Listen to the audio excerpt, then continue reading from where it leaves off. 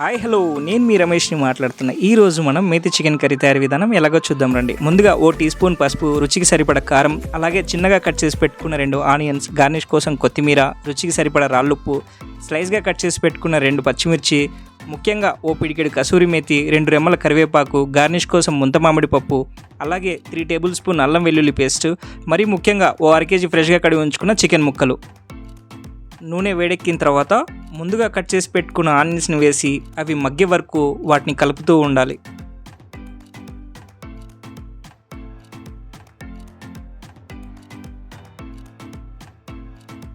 Onions మగ్గే వరకు వేయించుకున్న తర్వాత అందులో ఓ టీ స్పూన్ పసుపు వేసి ఆ మిశ్రమం మొత్తం ఆనియన్స్కి పట్టే విధంగా కలుపుకోవాలి.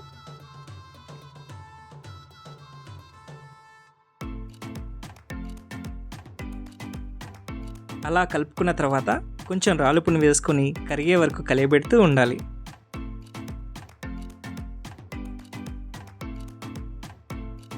చక్కగా ఉప్పు కరిగే వరకు అలా కలుపుతూ ఉండాలి. ఇక కూర సువాసన వెదజల్లడం కోసం కొంచెం కరివేపాకు వేసుకోవాలి. ఇది ఆప్షనల్. నేనైతే వేసుకొని కొంచెం కరివేపాకు ఫ్లేవర్ పసుపు ఆనియన్స్ మిశ్రమానికి పట్టే విధంగా ఒక 2-3 సార్లు ఈ మిశ్రమాన్ని మొత్తాన్ని కలుపుకోవాలి.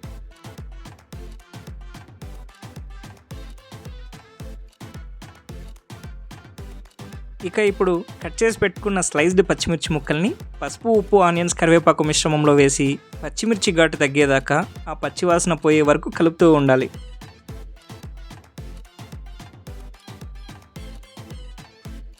ఇప్పుడు ఫ్రెష్గా కడిగి పెట్టుకున్న చికెన్ ముక్కల్ని ఈ మిశ్రమంలో వేసి 4-5 సార్లు చక్కగా కలగబెట్టుకోవాలి. తర్వాత పైన మూత ఉంచి ఓ 2 నిమిషాల తర్వాత మూత తీయగానే ముక్కల్లో ఉన్న నీరు ఊరి మసాలా మిశ్రమంలో బాగా కలిసి ఉంటుంది. అందులో ఓ 2-3 సార్లు ముక్కల్ని బాగా కలియబెట్టి ఓ నిమిషం మరలా మూత మూసి ఉంచాలి. తర్వాత మూత తీసి ముందుగా నూరి పెట్టుకున్న అల్లం వెల్లుల్లి ముద్దను వేసి చక్కగా ముక్కలకి పట్టే విధంగా కలుపుకొని పచ్చివాసన పోయే వరకు కలియబెడుతూ ఉండాలి.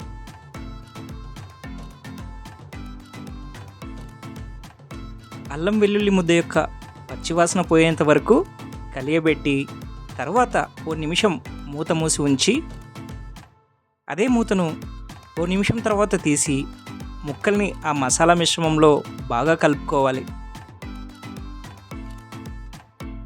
ఇలా ఓ 5-6 సార్లు ముక్కల్ని బాగా కలుపుకున్న తర్వాత మూత మూసి ఉంచి ఓ నిమిషం తర్వాత మూత తీసి ఇంట్లో ఆడించి పట్టి పెట్టుకున్న కారం పొడిని ఓ 2 టేబుల్ స్పూన్లు వేసుకున్న కారం అంతా కూడా ముక్కలకి బాగా పట్టే విధంగా 4-5 సార్లు కలుపుకొని ఆ తర్వాత ఓ నిమిషం మూత మూసి ఉంచుకోవాలి.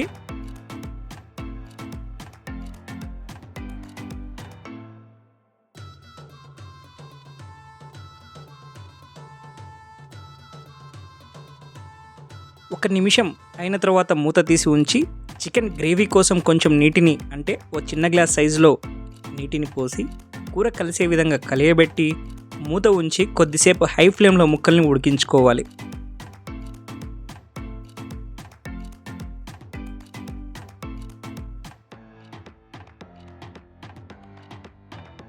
ఆ తరువాత మూత తీసి ఇప్పుడు ముఖ్య పాదఘట్టం రానే వచ్చిందని చెప్పొచ్చు.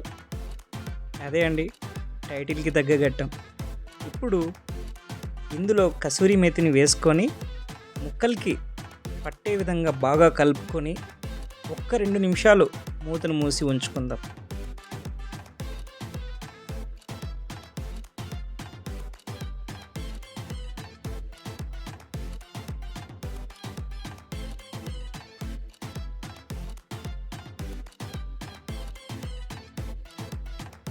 తరువాత మూతని తీసి కుత ఉడుకుతున్న మేతి చికెన్ కర్రీలో గార్నిష్గా కొంచెం కొత్తిమీర చల్లి కూరను ఒక 4-5 సార్లు మంచిగా కలుపుకొని మూత పెట్టుకుందాం.